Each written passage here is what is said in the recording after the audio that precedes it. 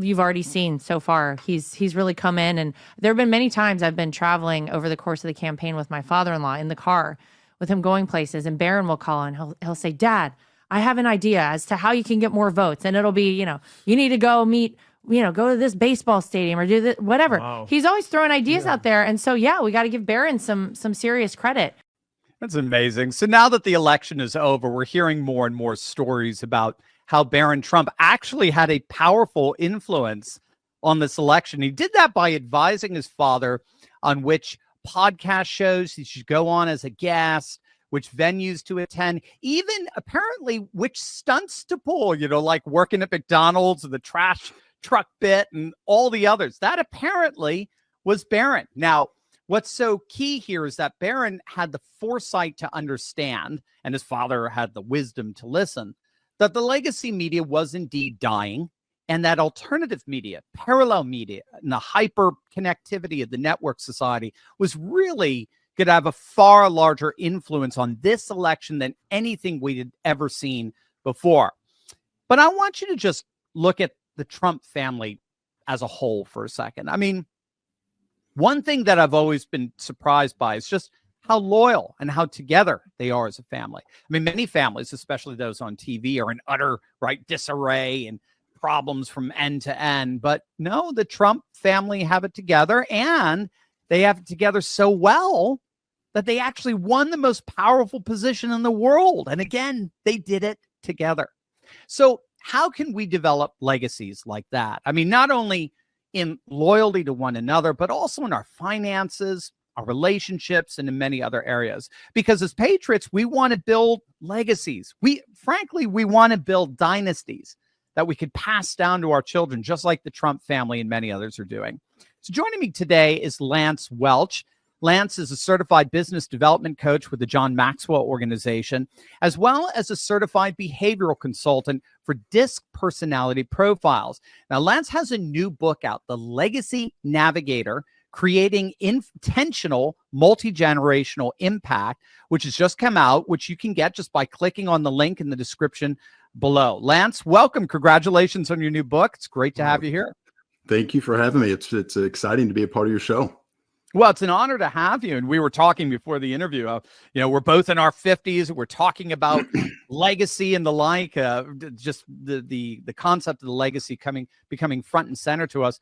Yeah. I mean, before we get into that, can you you're on the front lines of building legacies. In your view, what has or is the Trump family, what are they doing that has helped them build such a strong legacy?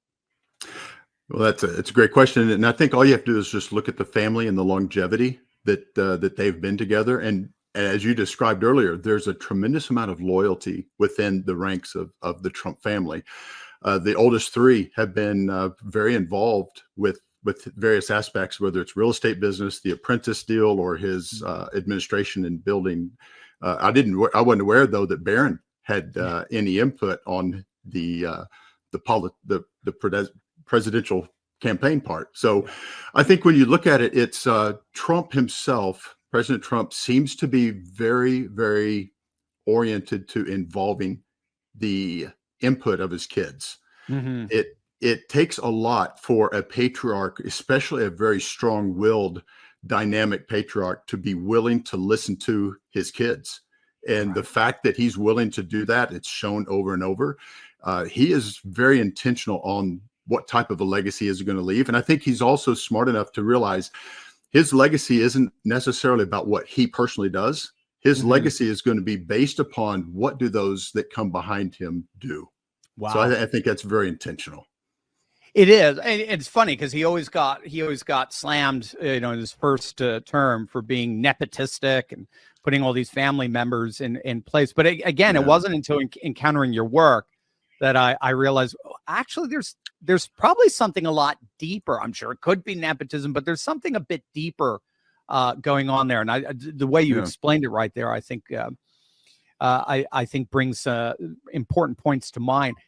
How should people start building a legacy for themselves? So we're seeing this wonderful model in front of us in the guise of the first family here.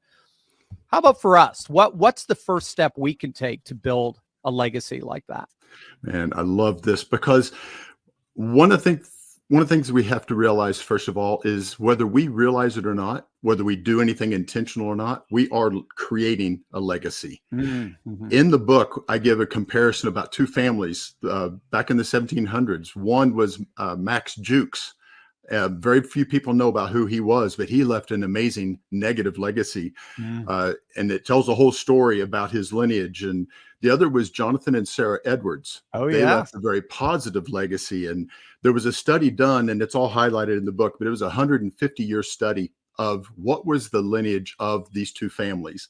One of the most devastating quotes that I want to make sure, and I know you do, will never be said about us. This is what was said of the Max Jukes family. Not one positive person came out of his lineage in 150 years. So whether we realize it or not, we are creating a legacy. I remember many years ago, one of the quotes that was given to me as far as what is a legacy, and there's a lot of them, it's that thing that refuses to be buried when you are. You know, my legacy is going to be what impact will my sons and my grandchildren have. That will be a big part of my legacy, not what I personally get to do, but have I equipped and resourced them to have amazing lives and be amazing humans. Unbelievable. You know, I got to meet one of Jonathan Edwards, like great grandsons. And he came and spoke at the classical school that I was teaching at. Again, brilliant fellow, scholar, author, and so forth. And so, yeah, you see it in real time. It's amazing what he left. And also I even for the nation, I read one article that said he was a sort of a tacit founding father. He was behind the scenes in terms of the first Great Awakening and the spiritual renaissance that helped to propel democracy and independence for a unique American identity. So, wow, that's so cool. I haven't talked about Jonathan. I could talk to you about Jonathan Edwards for hours. I haven't done that in a while. But we got to stay on legacy here. You write about the 4 legs of the family legacy impact. Can you flesh that out for us? Yeah, I'd love to. And the legacy table is what I actually call it in the book. It actually came from a phrase that my wife used to tell our boys all the time.